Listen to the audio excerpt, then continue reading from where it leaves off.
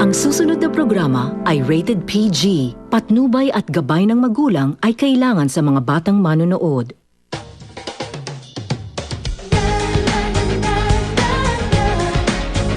Sana naman, maging masaya ka na lang para sa akin kasi matagal ko rin naman to inintay eh. Matagal ko na rin hiningi yung permission nila, Mami. Ang dali mong sabihin yan kasi wala ka naman sa lugar ko eh. Hindi ka naman naliw sa taong mahal mo. Hindi ko alam kung tatanggapin mo pa to. Pero... can we still be friends? Kalimutan na lang natin lahat ng nangyari. Salamat. Friends? Friends. Sana si Jacob magpatawad na rin ako. Mahal na mahal kita. I love you, Jay. Guys, tapos na naman akong tumulong dito eh. Una na ako Tay. Mami, huwag ka na umalis mag-isa. Delikado ngayon. May bago na akong girlfriend. Yes! Sino Walang kaya? iba? Sino kaya? Kundi si Lucy. Diyos, mahal na mahal pa rin kita.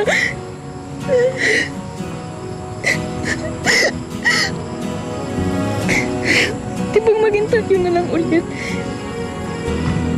Balikan mo na lang ako. Ako na lang ulit.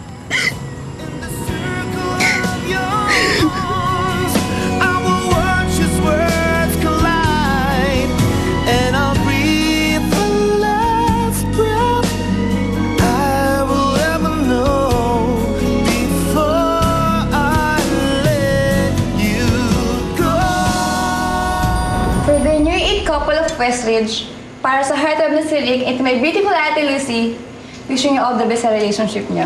Pizza toast! Pizza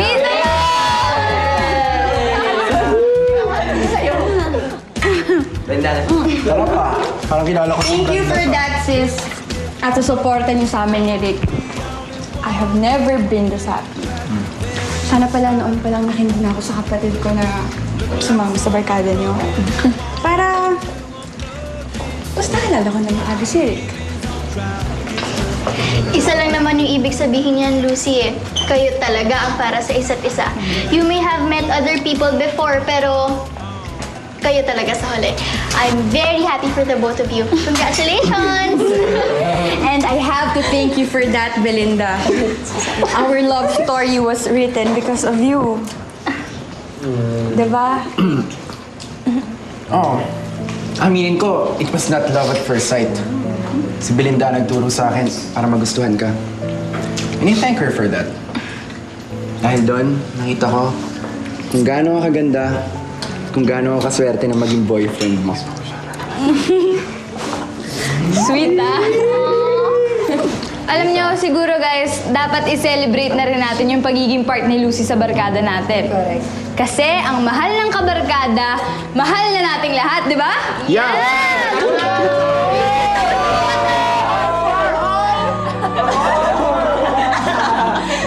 Ano ba yun?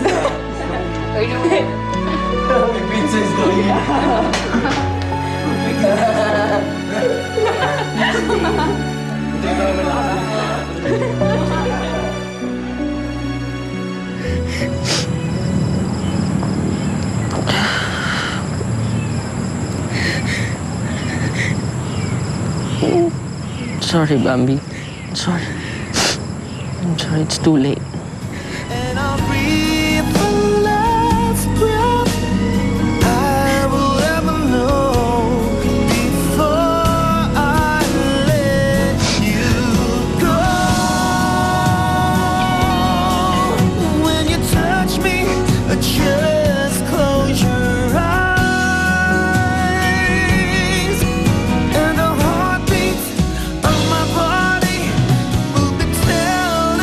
You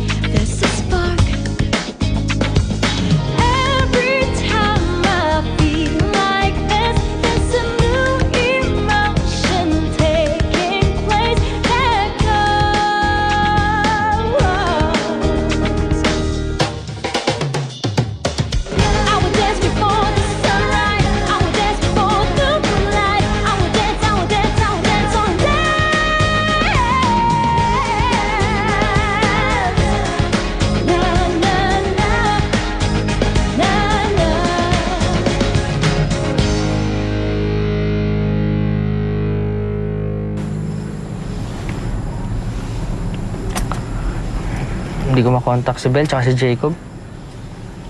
Ayoko naman tumawag sa bahay ni Bambi kasi baka naman mag-alala si Irene.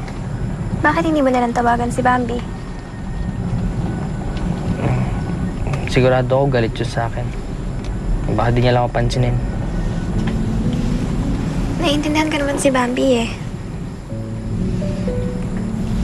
If you ask me, sana nga magkausap kayo kaagad eh. Kasi kawawa rin siya. I feel sorry for her na nga eh. Pero at the same time, masaya ako na you stood up for our relationship. Thank you, Josh. Hindi naman ako nagsisisi sa mga sinabi ko eh. I just feel sorry for hurting Bambi. Dahil nagiging honest ka sa akin, lalo ako na-assure. Hindi ako nagsiselos, Josh. Masaya ako na nilinaw mo na kay Bambi na she's already your past. And I'm your now.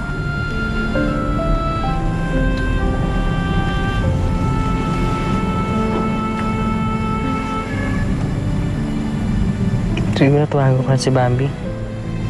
Tumagal mo na si Bambi, sige na.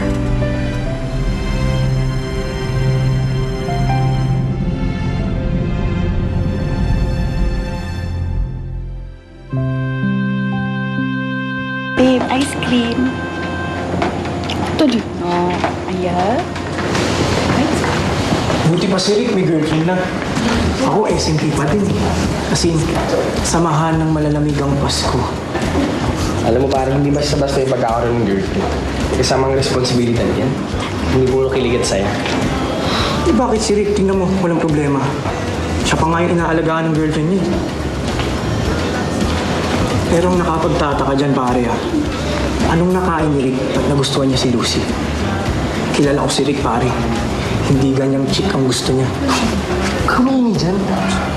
Di ba nakakalimutan mo eh? Nandito tayo sa bahay ni Lucy. Oo nga. Sa huwag masyadong ingitero ha. Maging masaya ka na lang kay Rick dahil nakahanap siya ng babae magmamahal sa kanya. Tsaka hindi naman mahihirapan yung si Rick mahalin si Lucy. Ito mo, sweet. Saka thoughtful. Ang swerte nga niya eh. Nagkaroon siya ng mabait ng girlfriend. Ganon. Swerte si Rick dahil si Lucy yung girlfriend niya at ikaw malas ka dahil ako yung girlfriend mo?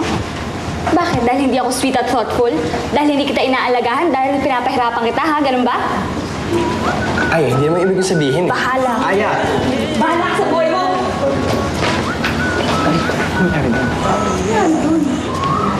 Girls, they can hit the exit check, please. Cause I finally found a girl of my dreams. Much more than a Grammy Award.